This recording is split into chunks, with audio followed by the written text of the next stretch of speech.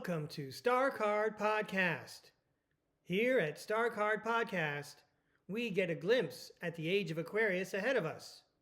We also examine the worlds of education and workplace ethics. My name is Breakaway Ray. I like talking about the breakaway civilizations and breaking away from the one we're in now. One way to do that is with the tarot deck. Tarot cards reveal spiritual wisdom in all the moments of our lives. I'm going to do a controlled time travel experiment. I'm going to project my consciousness into the future with the help of the tarot cards and bring the news back to you here at STARCARD Podcast. Now, let's go to the tarot cam. This is being recorded on June 3rd, 2025. This controlled time travel experiment looks at the years 2030, 2035, and 2070. And we ask the question, are the secret space programs part of the public mainstream consciousness in those years? In 2030, 2035, and 2070, how much a part of the public consciousness are the secret space programs in those years? First, here's a little bit about what I mean about secret space programs. It's okay if you're not familiar with them, they are pretty secret. Ever take a step back, look at your life, and realize that all you do is work? It's hard to pursue your dreams and develop your mind, much less pull down a paycheck and put food on the table. You barely have time to love your family, and for most of us, that's all we care about. You're in a pool, and not the fun kind of pool with splashing and cannonballs. You're in a labor pool, and you're pretty much drowning in it.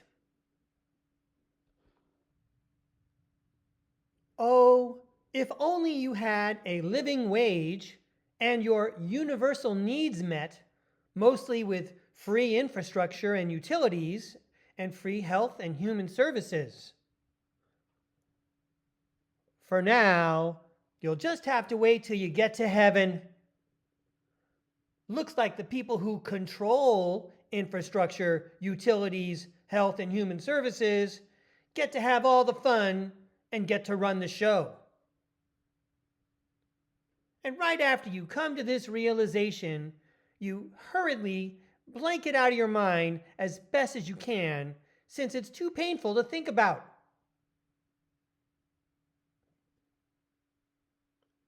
Secret space programs. People are taken to space. People are taken to space, not for fun, not for recreation, not even for science. People are taken to space in large part to work for corporations that also operate off-world. Want to pursue your dream and develop your God-given talents? The secret space programs already know what your talents are and will decide how to use them for profit. Their profit, not yours. Remember the disappointment on Earth where you realized you live like a hamster running in a hamster wheel? The secret space programs have technology where those emotions and thoughts won't even cross your mind. You'll be a perfect worker in their labor pool. No one has to pay you or even treat you in a humane way, since you're not going to remember anything. There are trillions of humans living off-world on space stations, moons, and planets throughout the galaxy and beyond. With the technology of cloning, there's a good chance you're already in the secret space programs and you don't know it. Meanwhile, Take off your shoes and lie down in bed because you got to get up and go to work tomorrow morning. On Earth. Now let's take a look at the cards I drew. Here are the cards for 2030. First up, the moon, which indicates mystery. The world, which indicates completion and the end of an adventure. The page of swords, which indicates communication and new ideas. And the 10 of swords, which indicates the end of a painful episode. For the year 2035, I got the Knight of Pentacles, which indicates hard work. And I'm not kidding about the next three cards. These actually came out in this order. First, I got the Six of Wands, which indicates public recognition. Seven of Wands, which could indicate a challenge to maintain control. And the Eight of Wands, which indicates a swift change or even quote-unquote air travel. And then finally, in 2070, here are the cards that I drew. We got the first of two queens, the Queen of Cups, which indicates emotional stability. We have the Two of Swords. In this case, you see two men fighting or dueling. And the Two of Swords could indicate crossroads or a deadlock. Here is the second of our queens, the Queen of Pentacles, which indicates providing financially. And finally, the Strength card. So according to what I see, beginning in the year 2030, for sure, the whole secret space program mystery comes to an end and a completion because there's new ideas and there's whistleblowers and experiencers who bring this painful episode of secrecy to a close. In 2035, there's a lot of hard work done on the secret space program front, but we are recognizing it in the public. We're still trying to maintain control over it because, let's face it, the ICC and those off-world corporations have been acting independently of Earth's surface and in a superior way to people and organizations and institutions on Earth's surface. So they are going to be kind of challenging to control. They are virtually their own worlds. They are, of course, their own civilizations out there.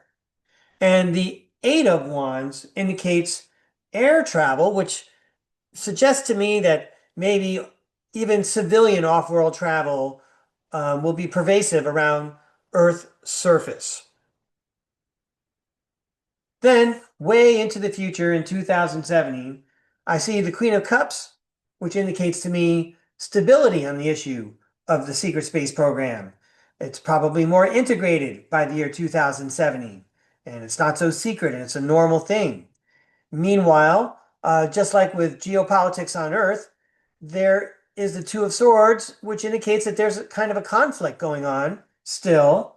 There's all kinds of factions off-world and factions on-world, and whenever there's power, people compete for it. Next up, it's the Queen of Pentacles, which suggests to me that, well, someone's going to be making some money. There's probably going to be some money made in 2070 regarding the secret space programs. People are making money off the SSPs right now anyway. And it's going to be very strong. And it just tells me that humanity is ready to integrate the secret space program, the space programs, into our civilization. We don't need kept a secret from us anymore.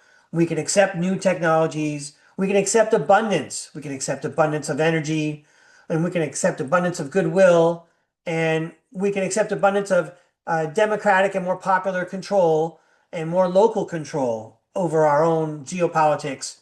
And we can reach our hands out to everyone off-world and exopolitically and cooperate with people in order to bring about strong relationships with everyone and cutting down on the conflict. Hey, I hope you enjoyed that time travel experiment. That controlled time travel experiment was a question about where is the secret space program. in the public's eye, in the public's consciousness in the years 2030, 2035, and 2070. Thank you very much for joining me. Now get out there and have a great day.